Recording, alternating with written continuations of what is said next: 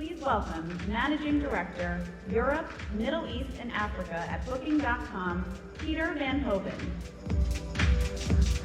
Hi. Good afternoon. Thank you for having some time together here and talking about Booking.com. You see the guy with the backpack. That's my aspiration. It's not me. He's much fitter. But we'll talk a little bit about aspiration and experience and what we're looking forward to in Booking. If we look a little bit at customer trends, there's one thing we can say after 20 years of existence this year, I think. You can't predict them. You can only measure what you see in the past, and you can test and experiment some stuff. But what have we seen? If you look at the building blocks we've added to our internet experience, to the customer experience in the last decade, there's some learnings that we see, and we see some of the building blocks that we've added that fundamentally change the business model and that keep on growing in importance. Of course, transparency wins. I think that's the center core. Everything that the internet has brought to the customer and its psychology is transparency. The power of verified reviews. Today we have 87 million reviews verified on our website, and we see the importance of that growing every day. When you look at research that we've conducted today, the customer will say that it's the third criteria of choice for an accommodation today. The first criteria will be price, second will be location, and the third will be what other people state about their experience. And not what your family says or what your friend says. That comes later. So it's more important to listen to what other people will say about something that you don't know, than what your own family or your friend or your father or your mother said. So the power of reviews is increasing and increasing. And it's making people also now transact on it. If before the internet was something where people would look for information, they would look for queries, they would start transacting on it. Now they also start building and contributing to the experience of the internet by adding reviews. 50% of leisure travelers today say they're likely to leave a review. Not only because they enjoy doing so, because they think it's their obligation to contribute to that community of reviews, to ensure that the transparency that's in the center and the core of the customer psychology keeps on winning. So we at Booking.com, we try to innovate against that and try to experiment with that. Try to ensure that we go from the core, the transaction, also to the experience during the entire customer journey. And we've added a lot of things around that in the past. Content, to begin with. Destination guides, 220 destination guides that tell you what's happening in the area that you're going to visit. Reviews. All of that basically keeps the customer satisfied longer on your platform engaged and adds to the experience that he or she will choose to have with you. And basically, if you look now at what we at Booking.com are known for, it's this flawless, seamless interaction and transaction that we have either on mobile or on desktop or on tablet. But if you add the experience to that, there's much more we can do. And we acknowledge that, and we have to keep on innovating against that, especially in the light of competition, of what's happening around it, and the expectation of the guest. Today, if you look at mobile, there were some numbers that were mentioned before. 50% of travelers today, within 48 hours, book on mobile. They don't just look, they book on mobile. In the aggregate, more than a third of all travelers book with Booking.com on mobile. And in this short space, 48 hours, 50%. That's huge, right? And 31% of travelers expect to do more so next year. So the rest, 70% or 69%, says it will be likely the same or a little bit less.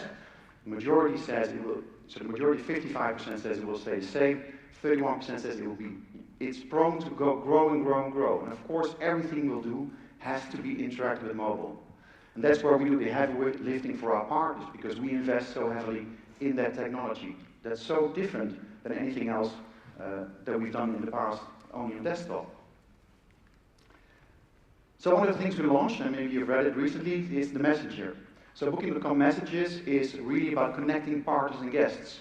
So many friction moments or information queries may exist between the moment that you've booked your stay and that you've really done the transaction up to the moment you really arrive at the destination.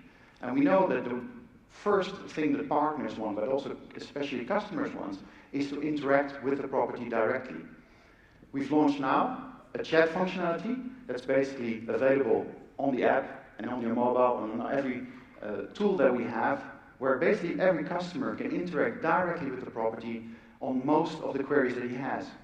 Templated questions for the moment that are translated in 42 languages that cover 80% of the queries we've investigated. And many of those queries are about an extra event, where you can see an example here about what can be done in parking. All those queries can be automatically sent to the property, and the property can reply back and communicate together on that.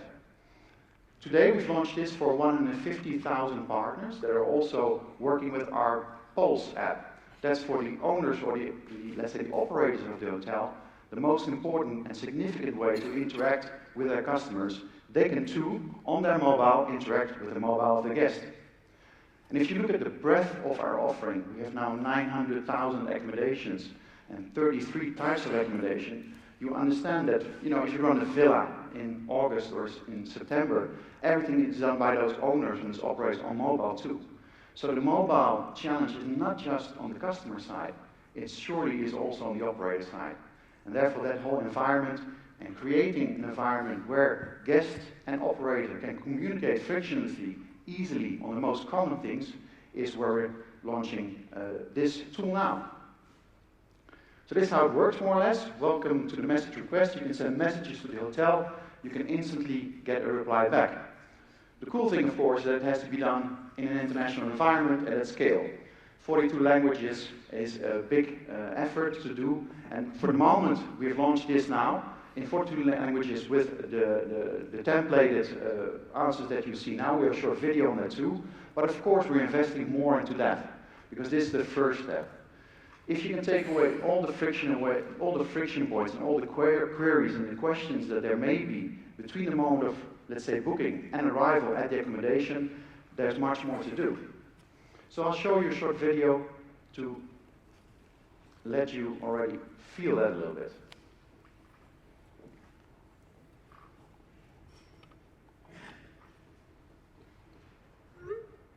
So this is tomorrow. Hello, Boris. What time do you expect to arrive tomorrow? Hi. I expect to arrive around noon. Thanks.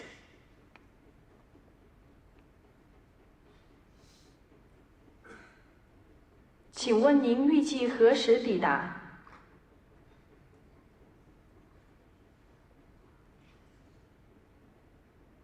中午。So simple examples of how communication and friction between nationalities can be taken away, how you can combine templated versions, and how you can combine free text is going to be our quest for this year. We're launching now with already 150,000 partners this exercise on the templates, and of course everything is in the free text zone will be developed in the coming months and the year to come. This is our thinking that you're adding to the experience and you're allowing guests to take away the insecurity that they might feel or experience when they're traveling and all the queries that they may have. So messaging is big. And we see that destinations are becoming also more and more open. We've opened now properties in Cuba, we've opening in Myanmar, we have Afghanistan, Pakistan. You see that people go skiing in Georgia because of the transparency of the internet, because people have done things, taking the non-standard track of travel already before you. People are likely and more interested in discovering new destinations.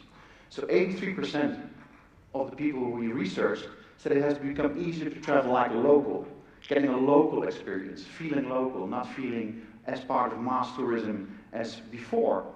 82% acknowledges that technology enables them to be more adventurous in choosing destinations and choosing on the type of trips they take. So this is the future that we think we can contribute to, doing the heavy weightlifting for the partners on the technology, on the mobile, ensuring that every fear or friction that's there in the communication path is taken away. And when you look at that, you also have to go a little bit upper funnel. When you say that you want to be more in the experience, how do people search? From what angle do you attack search?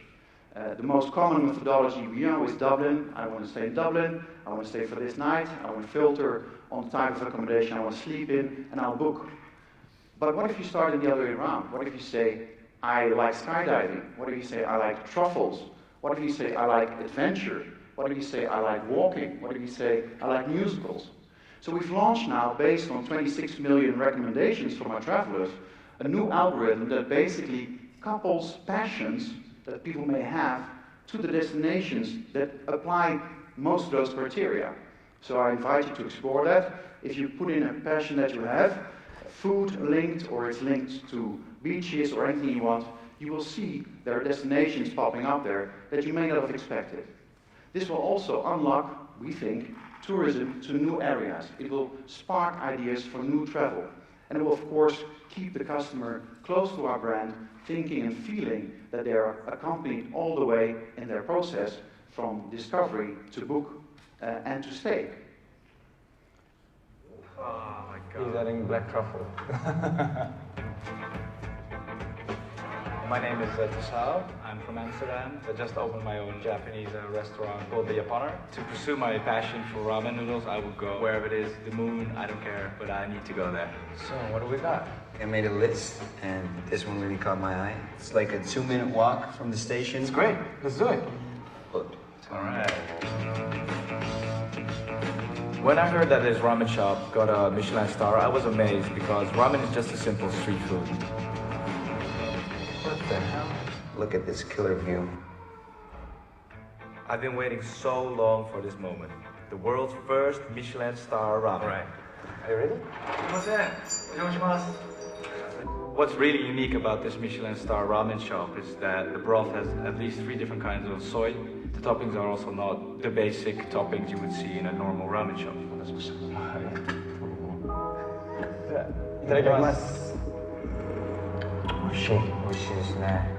The flavor went on and on and on. ごちそうさまでした。世界一のラーメンですね。ぜひオランダにも来てください。 It was awesome. It was amazing, really. Yeah, this is bucket list stuff, so really happy and yeah, I just will never forget this moment. So a simple example of how a very individual experience, a very individual passion, ramen, I wouldn't know it, but it's very special to this person, how he's been able to discover and how technology and how we've been able to help him discover to fulfill that dream of visiting that Michelin star restaurant that he visited. That was the only Michelin star restaurant on ramen in the world. So very individual experiences is what we're trying to achieve more and more, allowing people to go to destinations that are not maybe mainstream, but we think there's a large potential in there, and that's what we're investing in, and now at Booking.com, amongst all the other things. And of course, the thousands of A/B experiments that we do on a daily basis, they will keep on going. But this is like the new way that we're trying to become, from transaction, more and more engaged in the experience of travelers of tomorrow. So that's kind of the novelties we have. Of course, there's a lot more. I think if you heard about booking for business, everything we do for travel and business travelers is another big step we're taking, where we're making big leadway. Today we have 1 on 5 bookers that is business traveler, and that's probably getting to 1 on 4 soon. There's a lot of potential in there for us too. So we're also investing heavily in business bookers and trying to ensure that we can ensure for all those travelers that have a different purpose than leisure travel, also the best tools and methodologies in place to accompany them during their travel. Thank you very much. I know there's some talkbackers with some serious questions. Thank you, Peter. Let's bring up our talkbackers. Chiruta Fadness, Senior Director, Research and Intelligence for BCD Travel. Peter, you can take a seat. And Doris Stein, CEO of Fornova.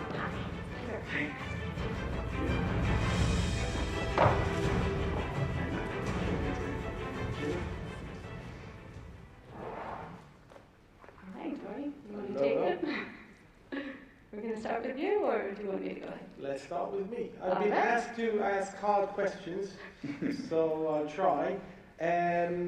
Everybody here has been following very closely the move of the large hotel chains, enterprise hotel chains like Hilton, Marriott, Hyatt, to get more direct bookings by essentially undercutting price, giving club rates on their sites. And we've seen Expedia come out with statements to the hotel owners that they lose out on sales through Expedia. They lose, I think they mentioned 8% What's your stance on this whole price wars? Yeah, and I think I looked at Expedia's research and I understand that point. I mean, if you're offering a customer different prices for the same product on different sites, you might suffer from your direct credibility as a brand also, I think. And therefore, not all brands are doing it. I think there's many brands that choose to focus on other things. I think yesterday Citizen M talked about how they're attacking the whole pricing angle in a very different way, and also bigger groups that we work with do not do that. But there are some that experiment with this. We will always fight for the best prices that we'll show to our customers. It's very credible, important for our credibility as a brand that we show in the first instance to our customers those brands or those properties that give great prices. And that's, of course, the promise that we have to our customers. We have a best price guarantee to back it up. And to be honest, despite all the big stories that are happening, we see even in markets where regulation of parity, for example, is no longer applicable, such as France and Germany, to be honest, we see that the majority of entrepreneurs make the choice to give the best rates to us. Because they realize that if you have different rates in different areas, customers think something of that. They might think good of it, but they might also think bad of it. It will certainly also impact their direct business if, because the conversion goes down on our website, because the rates are observed by customers and they compete with other hotels, they might be more expensive, that of course the positive effect that you might have on your own website, the billboard effect, is less effective too. So I think there's a lot of talk about there. We will fight to show to our customers product that has great prices, that is great quality, that has great review scores, and we will continue to do that. And today we're working with all the chains, all of them. There's not one that we're not working with, right? And nobody's forced to work with us. The only thing we're asking them give us, access to the best rates that are publicly available. And of course, within the framework of what we've agreed in Europe, because that has changed. So your estimation is it's an experiment, and you think it's going to? No, I think there's always tension and friction there, and I think when we talked about it in Berlin, or there was also the same question. Is it? What do I think of it? Do I understand that hotels want direct booking? Yeah, sure. Do I agree that we have price, convenience, and choice? Yes. Do hotels now try to get their own prices across in a way that's not closed user group anymore, but it's public? Fine, but then we choose probably to work in a different way and fashion with each other.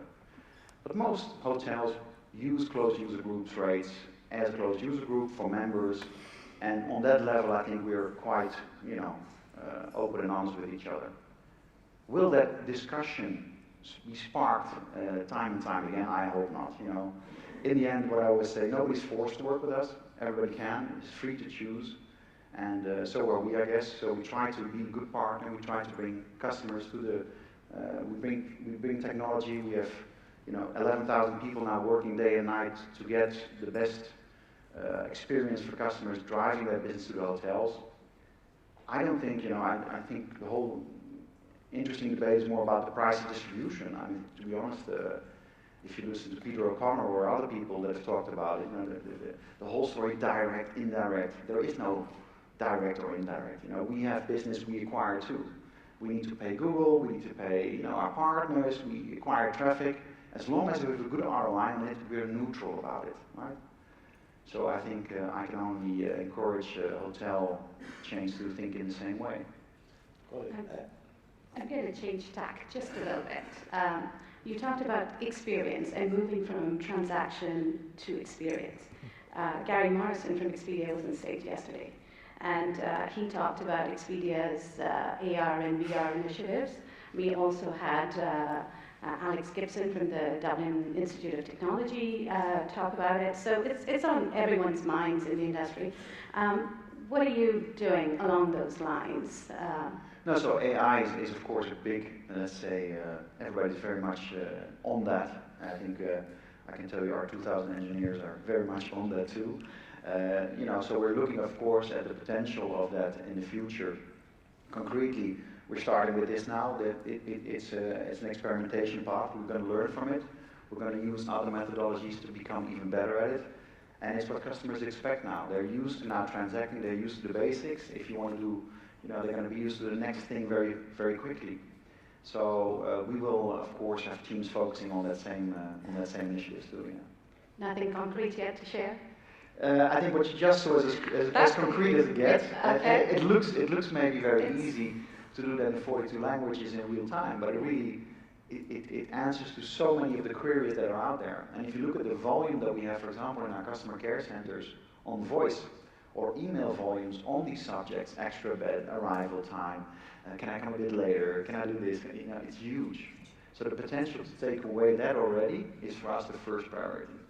And then, of course, in the free text zone, how do you go from Chinese to, that's of course also the next step, how we're going to be relevant and credible and scalable on that.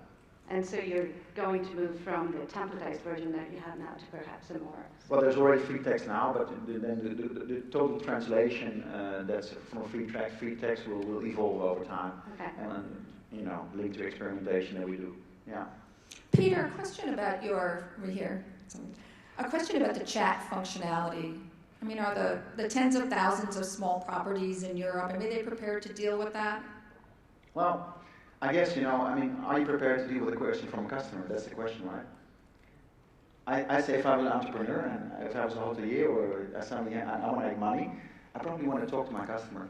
And if I today get a request by email and I have to log into an extranet to get it, or tomorrow I can get it on, with 2 taps and I can answer it with 2 taps, I'm probably better off. So my guess is it depends on the property. It depends, if you're a 500-room hotel or if you are a villa that has one villa to rent for 2 weeks. Maybe that will be different. But I think many of them. I sometimes talk to a partner and say, "Yeah, I've got so many questions from guests." Yeah, yeah. Right. What kind of feedback are you getting? Like, well, one more thing now that I have to worry about. Well, the truth is, that's what I always said when I was working in hotels.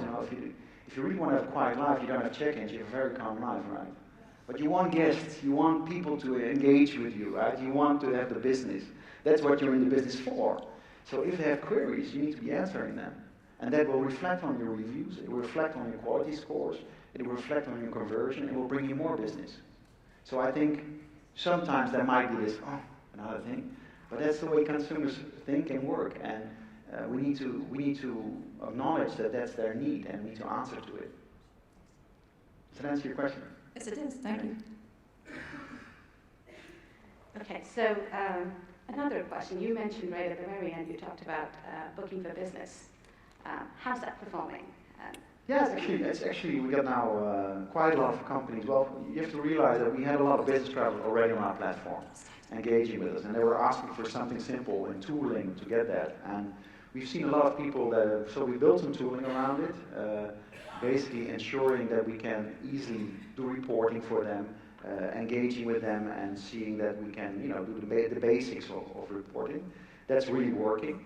We're also now seeing major corporates being interested in it, and basically saying, okay, you got a budget of X per city. You get a filter on it automatically that whatever it pops up in your choice is filtered to that max.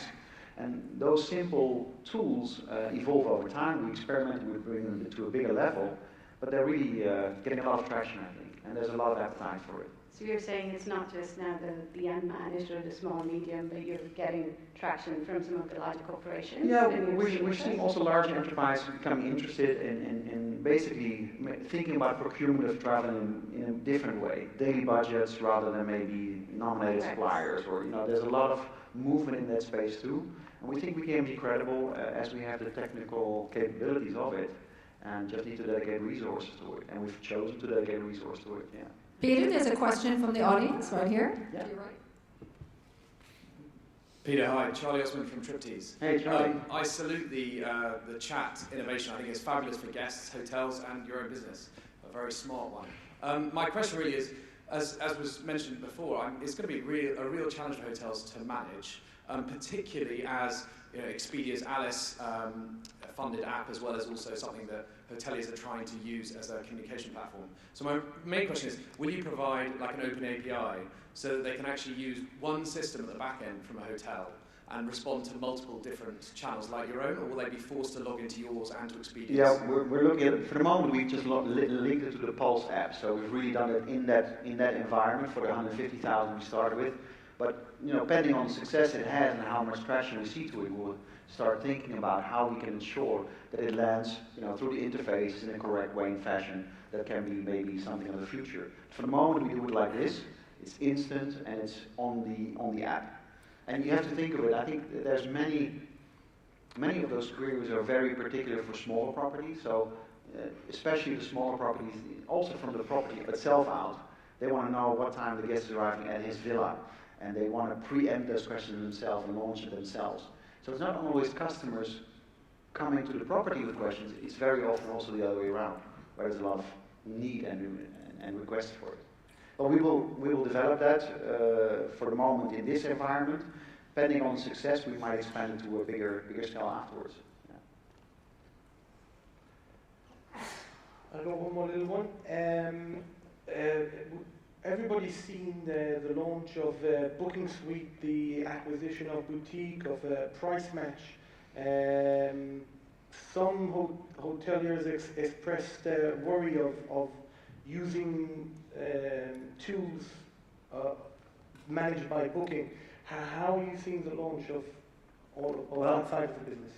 I mean, the proof's in the pudding, as they say, right? So when we launch, for example, Web Direct and Web Complete and Rate Intelligence and Rate Manager now with Price Match, the acquisition, we see a lot of properties that are just entrepreneurial about it. They say, listen, just to give you an example, did you know that 5% of accommodations use algorithmic intelligence to set their pricing? 5% of the industry. So there's so much money to make, right? So I think a lot of people realize that, so they're looking for a good tool. Now, of course, we have to be credible in that. If they do Rate Intelligence, Rate Manager, and they say, it's a price recommendation tool to the owner, and he will say, well, listen, I take that recommendation or I don't. And I think, seeing the appetite that we see in a lot of properties that are asking for it, we're quite impressed. A bit overloaded, actually, with the demand. Ladies and gentlemen, Peter Verhoeven, Sharuda Fadness, Dory Stein, thank you very much. Thank you.